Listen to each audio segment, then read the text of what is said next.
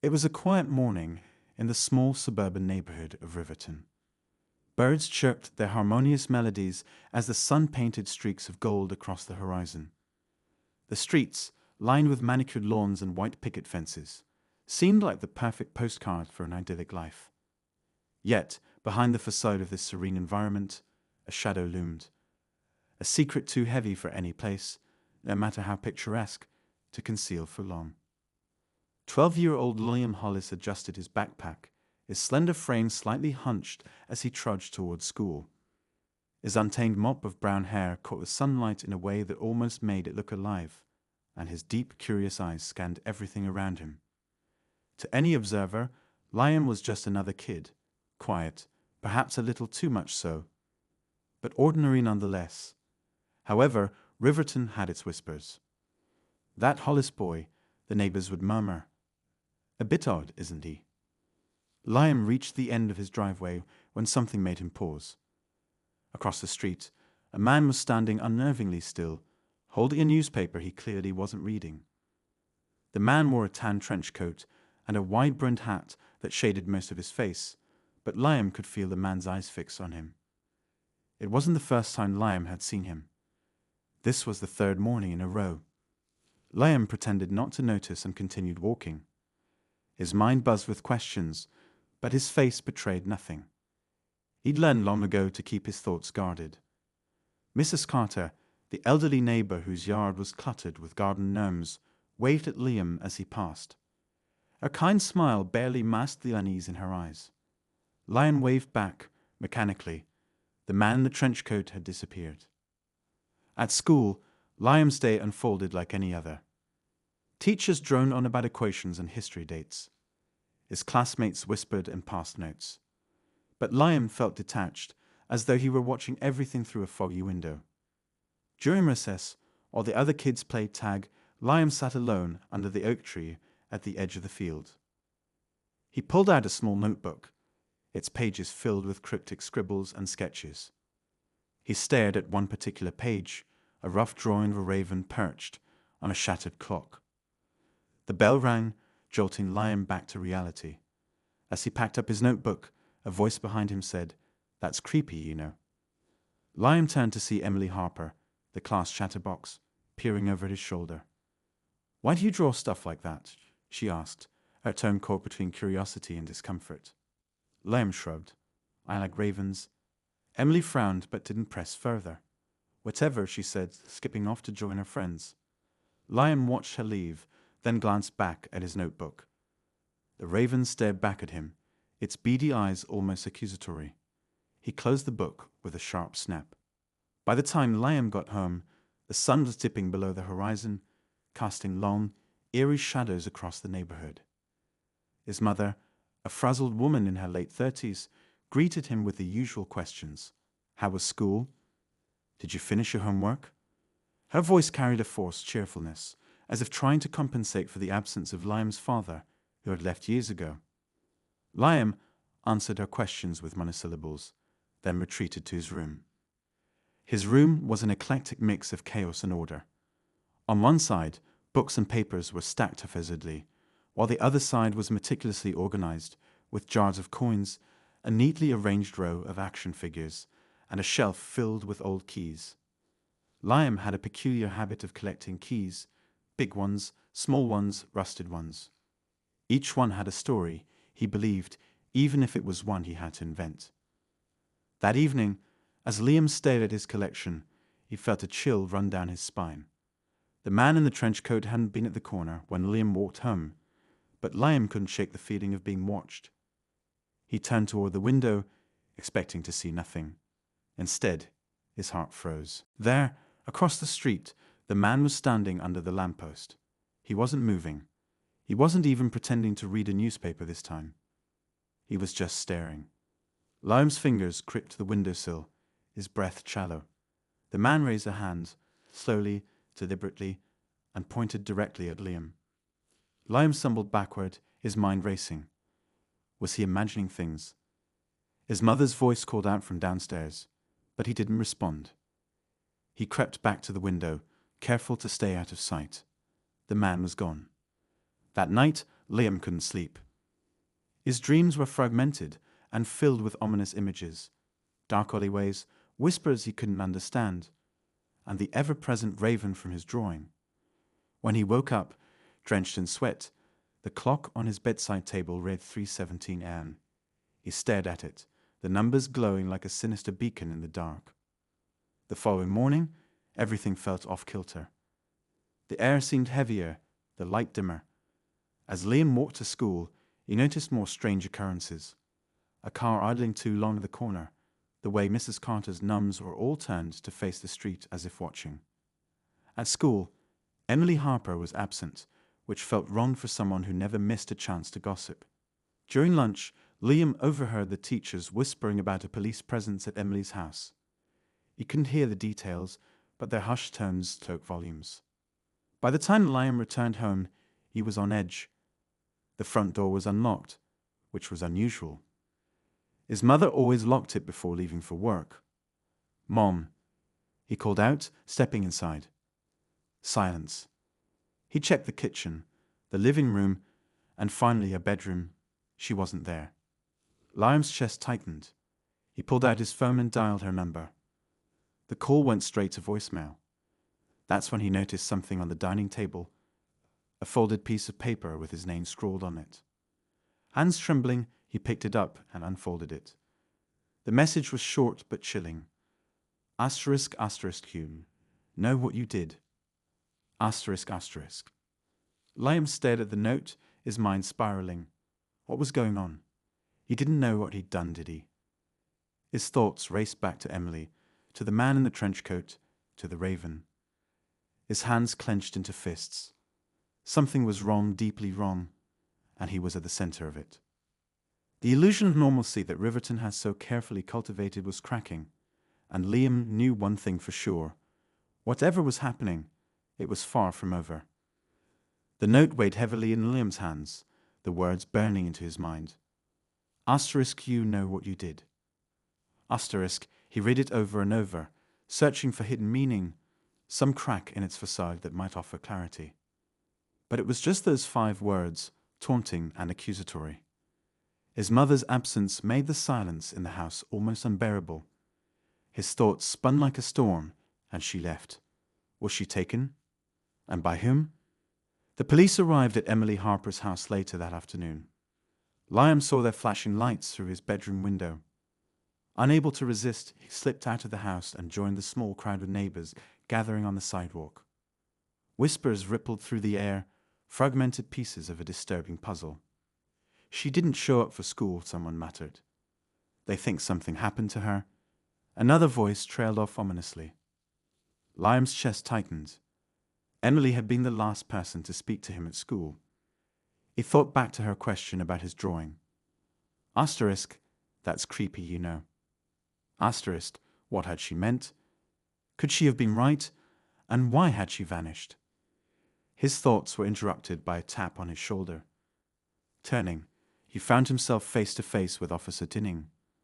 A burly man with a stern expression softened only slightly by his kind eyes. Liam, isn't it? The officer asked, crouching slightly to meet the boy's gaze. Liam nodded, his throat dry. Did you see Emily yesterday? Talk to her at all? Yes, Liam answered, his voice barely audible. He hesitated before adding, at recess. She saw my drawing. Officer Danning frowned. What kind of drawing? A raven, Liam replied. It wasn't anything bad. The officer studied him for a long moment before nodding. If you think of anything else, let us know. Okay. His tone was gentle, but there was something probing in his eyes, as if he suspected Liam knew more than he was letting on. Liam nodded quickly and fled back to the safety of his house. The next few days passed in a haze of unease. Liam's mother returned late that night, brushing off her absence with vague excuses about being held up at work. But her behavior was strange, her usual warmth replaced by a distracted edge. Liam noticed the way she avoided looking him in the eye, the way her hands trembled slightly when she thought he wasn't watching. At school, Emily's disappearance hung over everything like a dark cloud. The other kids whispered about her in hushed tones, their imaginations running wild. Some claimed she'd run away. Others insisted something terrible had happened. Liam kept his head down, but he couldn't shake the feeling that everyone was looking at him, their eyes full of suspicion. Then there was the man in the trench coat. He appeared again, always just at the edge of Liam's vision, on the street corner, across the schoolyard, even once in the grocery store parking lot. Each time, he vanished before Liam could do more than blink. Was he real? Or was Liam imagining things? The uncertainty gnawed at him. The breaking point came one evening when Liam found another note waiting for him on his desk. This one wasn't folded. It was spread out as if inviting him to read it. The words sent a shiver down his spine. Asterisk, you can't hide the truth forever. Asterisk. Liam stared at the note, his heart hammering in his chest. He didn't know what truth it was referring to. At least he didn't think he did. But the words filled him with a terrible sense of foreboding. Someone was watching him. Someone wanted something from him. But what? Desperate for answers, Liam turned to the one person he thought he could trust. His best friend, No. No was everything Liam wasn't. Outgoing, confident, and endlessly loyal. They'd been friends since kindergarten, and Liam had always thought of him as a brother. When Liam showed No the notes, his friend's reaction wasn't what he expected. No's face darkened, and he glanced nervously around the empty park where they sat. Liam, he said in a low voice, there's something I need to tell you. Liam leaned in, his stomach churning with anticipation. What is it? No hesitated, then whispered, I think someone's trying to frame you. The words hit Liam like a punch to the gut. Frame me? For what? For Emily, No said, his voice barely audible. People are saying, they're saying you might have had something to do with her disappearing. Liam stared at his friend, struggling to process what he was hearing. That's crazy. Why would anyone think that? No's gaze dropped to the ground. Because of the drawing, and because you were the last one to talk to her. For a moment, Liam couldn't breathe. He'd felt like the ground was crumbling beneath him. You don't believe them, do you? He asked, his voice trembling. No hesitated, just for a fraction of a second, but it was enough. The betrayal sliced through Liam like a knife. You do, he whispered, his voice barely above a whisper. You think I did something to her? No, I don't. No said quickly, but his eyes betrayed his words. I don't know what to think, Liam. Everything's so messed up. Liam stood, his hands clenched into fists. I thought you were my friend, he said, his voice shaking with anger and hurt. I thought I could trust you. No reached out, but Liam stepped back. Liam, wait. But Liam was already walking away, his mind racing. If even No doubted him, who could he trust? The answer was clear. No one. Over the next few days, Liam began to notice other things, small details that didn't add up. His mother's increasingly erratic behavior. The way the neighbors avoided looking at him when he passed. The whispers that followed him wherever he went. It felt like the entire world was turning against him. Then came the discovery that changed everything. While rummaging through his mother's desk, searching for answers she refused to give, Liam found an envelope filled with photographs. They were all of him, walking to school, sitting under the oak tree, staring out his bedroom window. And in the background of one photo was the man in the trench coat, his face partially obscured but unmistakable. Liam's hands shook as he stared at the photos. Why would his mother have these? What was she hiding?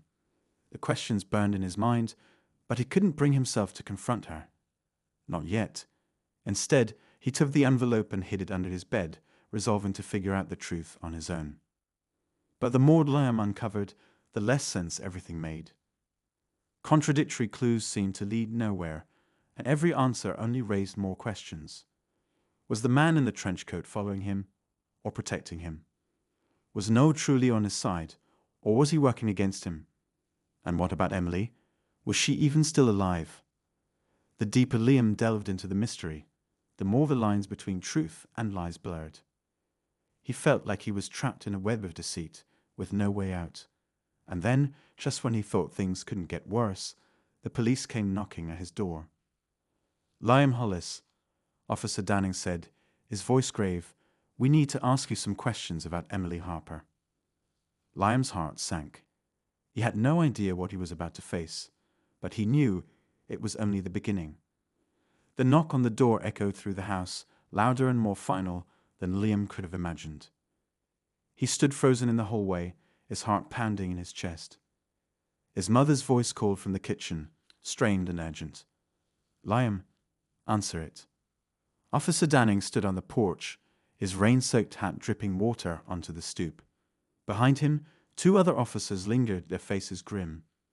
"Liam," Danning said evenly, "we need you to come with us." Liam glanced over his shoulder at his mother, who had appeared behind him. Her face was pale, her eyes wide with something that looked like fear or guilt. "What's going on?" she demanded, her voice cracking. "It's about Emily Harper," Danning replied. "We believe Liam may have information that could help us." Liam looked at his mother, silently begging her to say something, to defend him. But she said nothing, her lips pressed into a thin line. The silence was an answer in itself. The ride to the station was a blur. Liam sat in the back seat, staring out the window as the rain streaked against the glass like tears. He tried to make sense of everything: the notes, the photos, the man in the trench coat, Emily's disappearance. It all felt like pieces of a puzzle he couldn't quite put together. At the station, Liam was led into a small, sterile room with a single table and 2 chairs. Officer Danning sat across from him, his expression softer than Liam expected. "Liam," he began, "we're not here to accuse you. We just need the truth. Can you help us with that?" Liam swallowed hard. "I didn't do anything," he whispered. "We believe you," Danning said gently, "but we also believe you might know something you don't realize is important. Can you tell me about the notes you've been receiving?" Liam hesitated, then reached into his pocket and pulled out the crumpled notes he'd been carrying with him. Danning read them silently, his brow furrowing. "Did you recognize the handwriting?" "No," Liam said. "I don't even know who sent them." Danning nodded, then leaned forward, his voice dropping to a conspiratorial whisper. "Liam, I need you to think very carefully. Has anyone been following you? Watching you?" The image of the man in the trench coat flashed in Liam's mind. He hesitated, torn between fear and the desperate need to share what he knew. Finally, he said, "There's this man. I've seen him a few times. He wears a trench coat and a hat. He's always watching me." Danning exchanged a glance with the other officer in the room, his expression unreadable.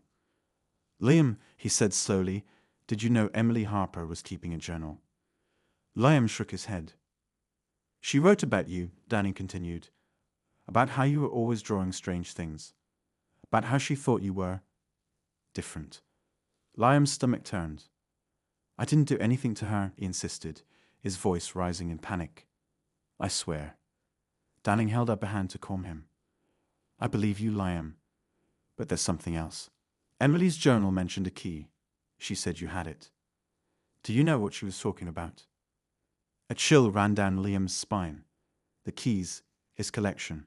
But why would The Emily officer's care gaze about lingered that? on him for a "I moment don't know," before he leaned he back lied, in his chair. his voice barely audible. "Okay, Liam. That's all for now." When Liam was released, his mother was waiting for him in the lobby. She hugged him tightly, but her arms felt stiff, her affection forced. "Are you okay?" she asked, her voice hollow. Liam pulled away, his eyes searching hers. "Why didn't you tell them about the photos?" His mother froze, her expression a mask of controlled panic. "What photos?" "The ones in your desk," Liam said, his voice trembling. "The ones of me and the man." Her lips parted, but no words came out. For a moment, the silence between them was deafening. Then finally she whispered, "Liam, I was trying to protect you." "From what?" Liam demanded. She hesitated, her eyes darting toward the officers still lingering nearby. "Not here," she said. "We'll talk at home."